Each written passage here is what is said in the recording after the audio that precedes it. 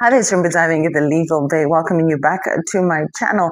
Remember to like, follow, and subscribe if you find this content engaging and meaningful. You could actually do one better and drop me a comment in the section below. The other day, we were discussing and getting into termination of pregnancy laws in Zimbabwe.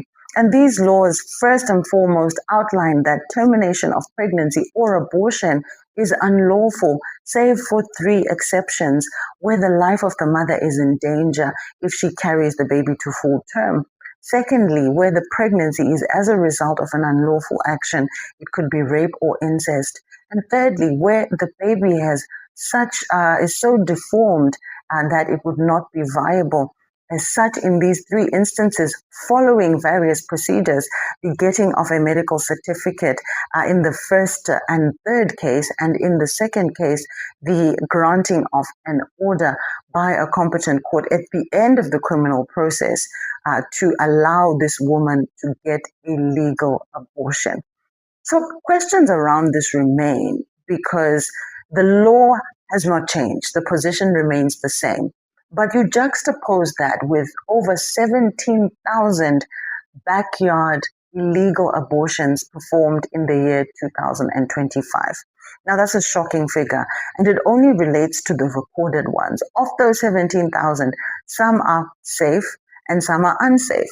And the safe illegal abortions are where a medical institution is providing these services in the back room and not really recording it. They're taking money for it, but they're doing it safely. They're using the right materials, sanitized, sterilized, etc.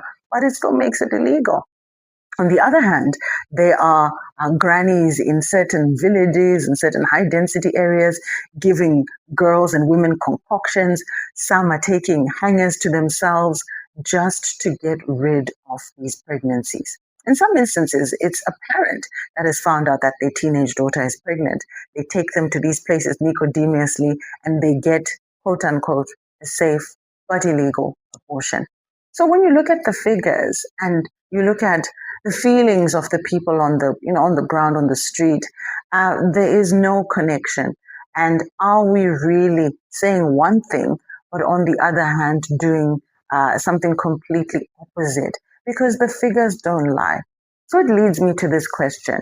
Is Zimbabwe ready for an overhaul of this system? Should abortions be made